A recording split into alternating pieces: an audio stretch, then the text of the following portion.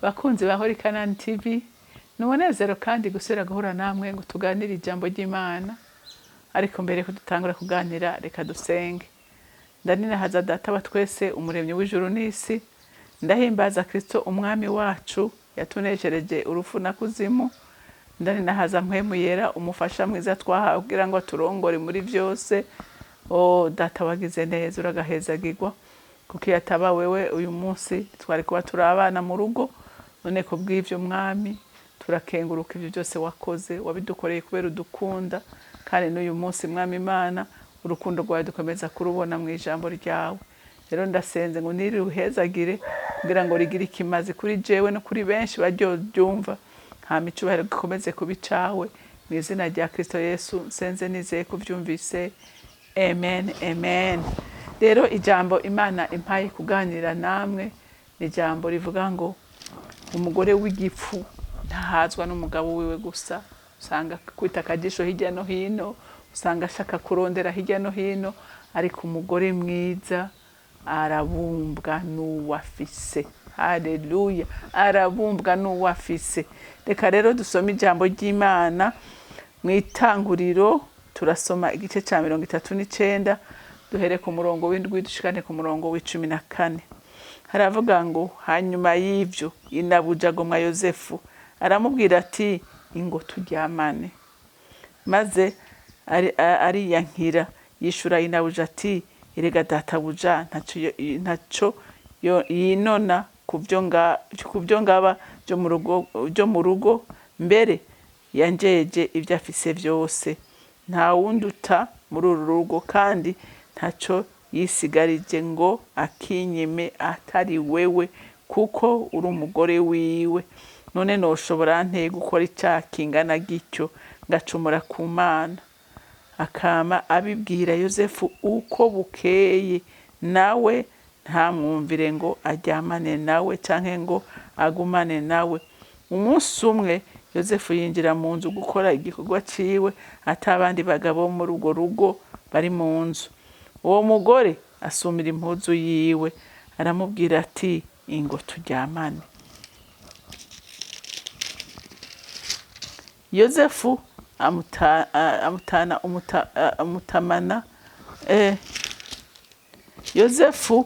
amutana iyo mpuzu yiwe, arahunga arasohoka.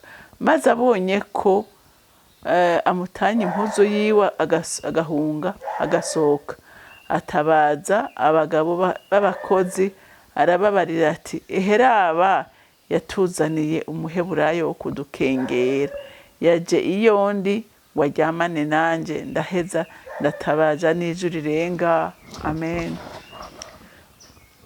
Murumva iyi nkuru ni inkuru ibabaje gose, ni inkuru ibabaje gose. Murumva uyu mugore wa Potifari ko yari umugore mubi, umugore w'umusambanyikazi, umugore atabumbwa n'umugabo wiwe. Yaravye Yozefu umuja wiwe, umukozi wo mu rugo rwiwe, aramuraba aramwifuza, hama ngo aramusaba ko boryamana. Yozefu aramwankira, ngo abandanya imisi yose abimubwira ati Yozefu nukuri ndagukunda, uri umuhungu mwiza, usa neza, ndakwinginze, ndagukunda, nyemerera. Yozefu aramubwira ati ibyo bintu ntavyo no kubahuka. Ati cyambere databuja yarantonesheje, ampa kuganza ibintu byose byo mu rugo rwiwe. Ati none wumva jewe ko umuntu umwe atampaye ari wewe wenyene, wumva nohemukira umuntu yangiriye neza gutyo ngo ndamuhemukire? Umugore akamubwira ati ntaco ntavyo azomenya, wewe urumva. Aramudaraga bwa Yozefu agira iki? Aramwankira. Aramubwira ati kintu sishaka kumuhemukira kandi sinohemukira n'Imana yanje. Wa mugore ngo umusuri izina, ngo amubonye akaryo, ngo ari mu nzu wenyene, ngo acaramusumira. Aramusumira. Hanyuma Yozefu ngo acaramwishikanura, amwishikanuye ngo asigarana impuzu yiwe. Ayisigaranye aravuga ati none bigenza gute? Ngo acavuze induru ati ntabara, ingo murabe ibyo wa muheburayo, wa muja w'umuheburayo ariko arankorera. Se murovyumva yuko nta kwari gushobora kwiregura. Afise umutamana mu minwe yiwe. Yozefu yirutse urumva icyagiriji cyari kihari Yozefu arafungwa ariko hasi nshaka ko tuvuga ndashaka kuvuga ku bagore n'uyu munsi abagore badahazwa n'abagabo babo baguma biruka mu dusore baguma biruka mu babosi baguma biruka gauche à droite umve nkubwire wa mugore we ni icyaha gikomeye mu maso y'Imana kandi umenye ko ufashwe urugo rwawe rurasambuka kandi na wa muntu wari kurarondera araguheba kuko ashaka guproteje urugo rwiwe nawe wowe usanga utakaje urugo kubera kutabumbwa ariko ndakwinginga kubw'imbabazi z'Imana senga Imana iguhe kubumbwa nuwo Imana yaguhezagije abandi ubakure kwiki ubakure kwa maso uyu munsi turabona ingo nyinshi ziriko zirasambuka mwega mwaza ko zisamburwa kubera iki kubera kutanyugwa ukumva ujya uramushaka uramushaka cyangwa ukabona utuentere uronka kururiya ariko nagira ndakubwire ngo wifashe neza Imana yashaka kubahezagira none abo bobo bayafise byavuye he si Imana yabibahaye rero nawe rondera mu nyonga h'Imana rondera ku nyonga h'Imana ibindi bitandukanye navyo ni waba udafise n'inkomezi z'ukubiheba senga Imana iratanga inkomezi Imana inukuri irazi intege nke zawe irazi intege nke zanje wewe yije imbere uyibwire izogukomeza iguhe kunesha ico kigaragezo cyamaze kukwizingirako haleluya usange wakinesheje uyu mugore wiyumvire gufata umukozi turazi n'abadamu wiyubashe usanga bafise abahabara abakozi bawe cyangwa abashoferi babo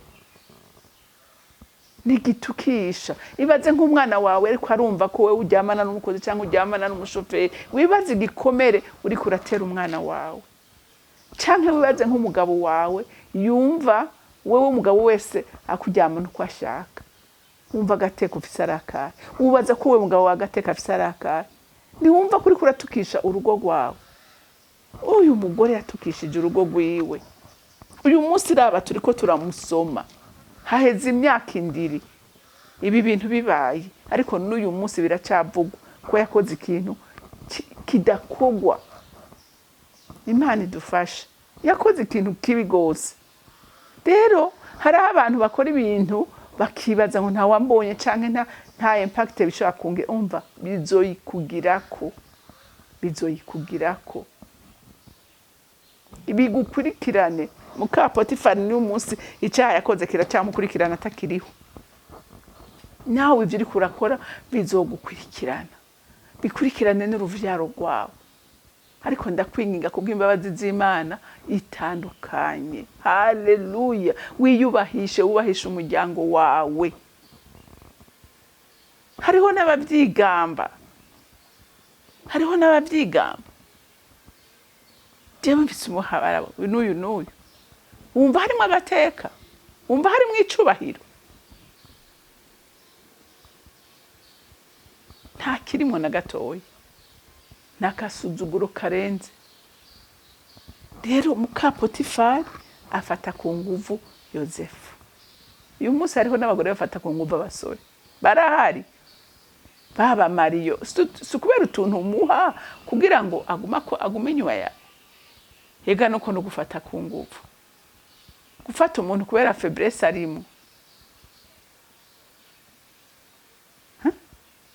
mwumva atari ibara ariko ijambo ry'Imana ririko riratubwira neza wiyubahishe haleluya wiyubahishe witandukanye kandi birashoboka imbere y'Imana nta kintu na kimwe kidashoboka yibwira ibyo byose byakunaniye mubwira ibyo byose byakugoye Imana nta kindi irahari kubgawe nanje kugira ngo igutabare nanje ntabare haleluya kuko hari abantu bisanga mu bintu bagasanga n'umugozi wamaze kubabuha ntashaka kuyikuramo ariko nta mugozi n'umudacika imbere y'Imana haleluya nta mugozi n'umudacika imbere y'Imana kuko ibidashobekera umwana w'umuntu imbere y'Imana birashoboka haleluya imbere y'iki imbere y'Imana birashoboka